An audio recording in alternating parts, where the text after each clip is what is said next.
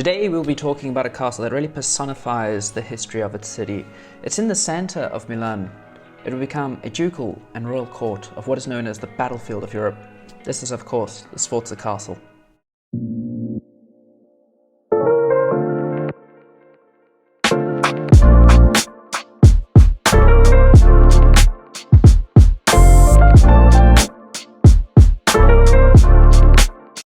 Now, this piece of architecture is a lot younger than some of the architecture that we've been talking about on this channel so far, but by no means is it less impressive.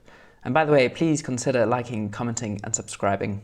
It's found in the city centre of Milan, and the rulers of Milan and Lombardy realized that they were constantly at war because they were in the centre of a triangle between Germany, France and the Italian states. They realized they needed a fortress, and the head of the Visconti family, Castello II, who was the ruler and lord of Milan at that time, in 1360, started building this castle. And he simply called it Castello di Portagiova because there was a gate to the city called Portagiova.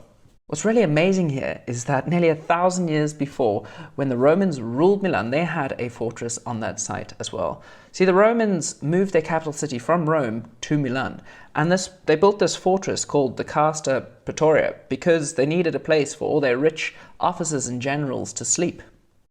When this castle was under Visconti rule, it was enlarged by Galeazzo's successors until finally it became a square plan, and they had 4 towers on each side and 7-meter thick walls to protect against cannon fire. The perimeter was even 200 meters. Here the castle served as the very epicenter and main residence for the Visconti family. They were, of course, the lords and dukes of Milan, so any laws that were being made in the city were made there. Any high societal events that were happening at this castle.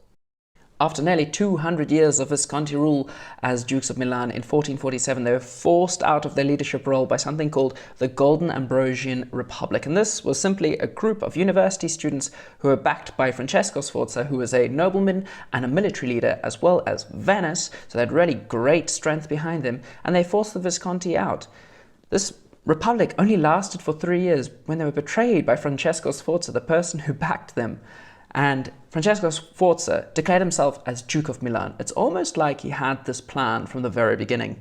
What did this mean for the castle? Well, the Visconti were kicked out. The Sforza dynasty moved on in. They changed the name, of course, to the Sforza Castle, and they gave it a makeover, but not just any makeover. In 1452, the Duke hired Filaretti, the Renaissance artist, to design the tower, the Torre della Filaretti. When Francesco Sforza died, his son Galeazzo Maria continued decorating under Filarini, another Renaissance architect. And by 1476, when Galeazzo Maria was assassinated by Visconti sympathizers, his wife, Bona di Savoia, who came from the famous Savoy family, which would eventually become kings of Italy, took up regency of the area and created a tower which bears her name. Bona di Savoia had a number of children with the Sforza Duke, and one of them was Bianca Maria, who went on to marry Maximilian I from that not so holy, not so Roman, and not so much an empire, Holy Roman Empire. But Bona di Savoia's regency would eventually end because her late husband's brother, Ludovico, became the Duke of Milan. Now, Ludovico loved art and loved spending money. He even called famous Renaissance artists at the time, including one called Leonardo, who hailed from Da Vinci. Leonardo da Vinci helped fresco a number of rooms in the palace, including Sala della Balla, which means the ballroom, Sala del Testoro, and the one that he did all by himself was Sala di Aze in the castle. And you can go and see these rooms. You can also go see Da Vinci's artwork because he has Madonna and Child, which is still at the castle today. Whilst Da Vinci was in Milan under the Sforza rule, he painted the Last Supper at the Church of Santa Maria della Grazia in Milan. Now, this has very little to do with the castle, but believe me, you're going to want to hear the story of this painting. This painting, of course, is potentially one of, if not the most famous piece of work by Leonardo da Vinci. But the church that he painted it in was completed very hastily. It let humidity in, and it ruined the painting. It blotted the paint. It was so bad, in fact, by 1652, they even cut a doorway in the painting because it was almost unrecognizable. They decided then to cover it with a curtain, which trapped the mold and moisture in and just simply made things a whole lot worse. realizing that this painting was indeed a masterpiece, they tried to restore it in 1726 and 1770. But in 1796, when the French occupied Milan, they used the painting as target practice and even scratched out the eyes of the apostles. The room was then flooded due to a rainstorm and turned into a prison. In 1821, they removed the whole wall that the painting was on to a safer place, but in doing so, they broke it apart and then tried to glue it back together.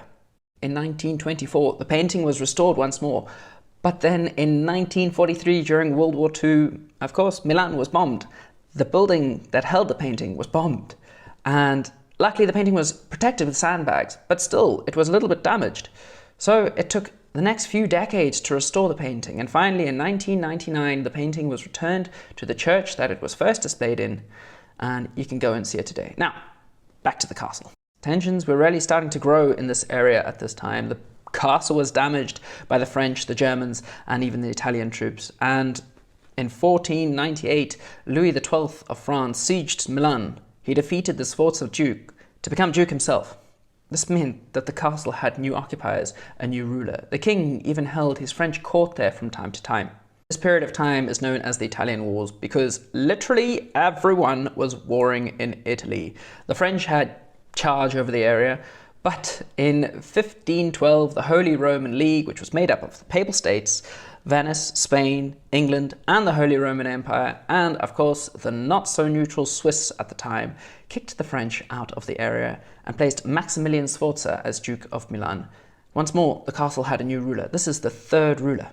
By 1515, the French, under Francis I, the King of France, decided they wanted their dukedom back. And after a few battles, they chased Maximilian and his Swiss guards all the way to the castle, and they sieged it.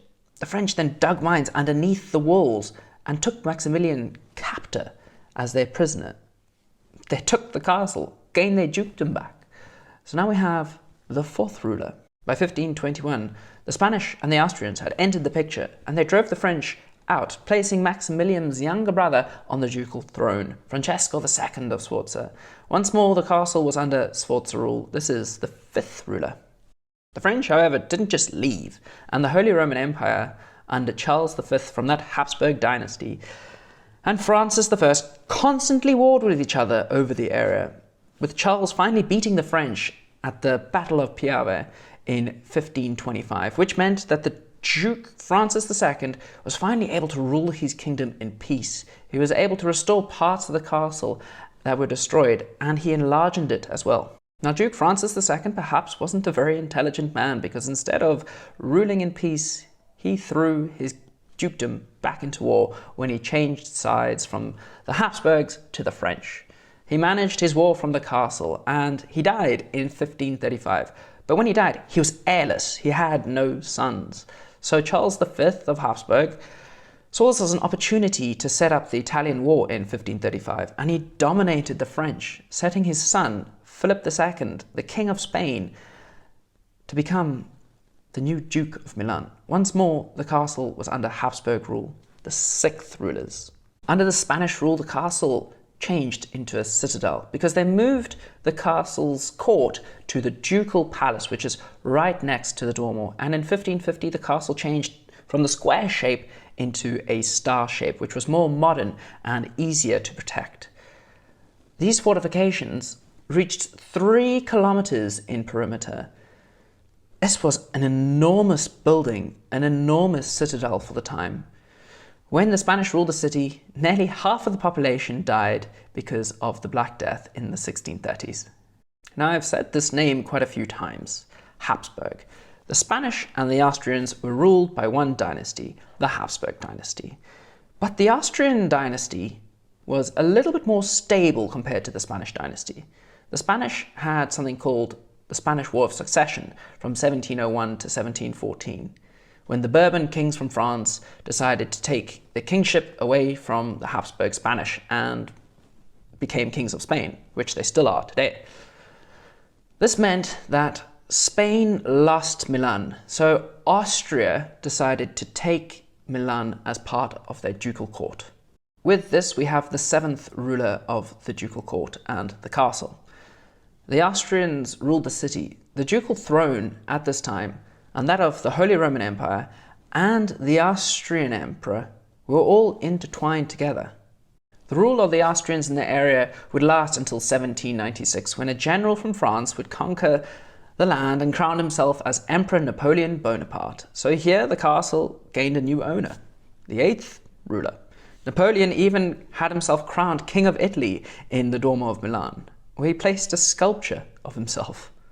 The castle at this point wasn't really a court, it was turned into an armory, and they reduced the fortifications to make the castle much smaller than it had previously been.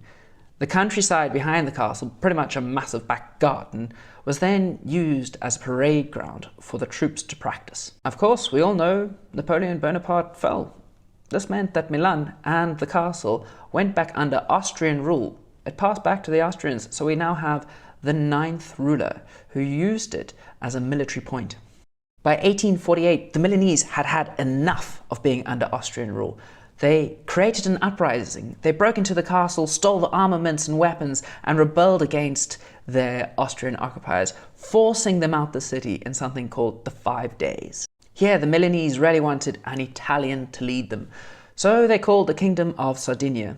And, well, they voted for Lombardy to join the Sardinian Kingdom. At this time, the Sardinian Kingdom was ruled by the Savoy family, so we have the new rulers, the 9th rulers. But unfortunately, the Sardinian Kingdom wasn't really strong enough to fight against the Austrians, who would come back and retake the city once more with the 10th rulers. A few years later, in 1859, Italian nationalists started uproaring again, trying to get their Austrian occupiers out of the city. Once more, the Sardinians stepped in, and this time they weren't alone. They had the French backing, and they managed to get the Austrians out of the city and took complete control of Lombardy, and then the rest of Italy, unifying it for the first time since the Roman Empire. And in 1861, with Victor Emmanuel II becoming king, the Sardinians had become the ruler of the castle once more, the 11th ruler.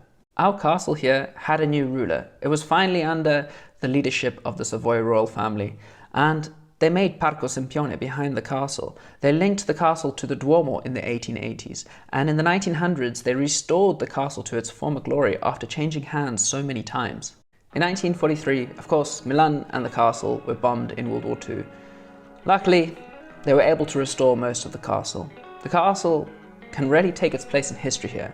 It's been a ducal and royal court, barracks, an armory, and it's been fought over time and time again. Today, it's a museum. You can walk these historic halls and discover its amazing history for yourself. I really hope you enjoyed that. Please like, comment, subscribe, the more you know.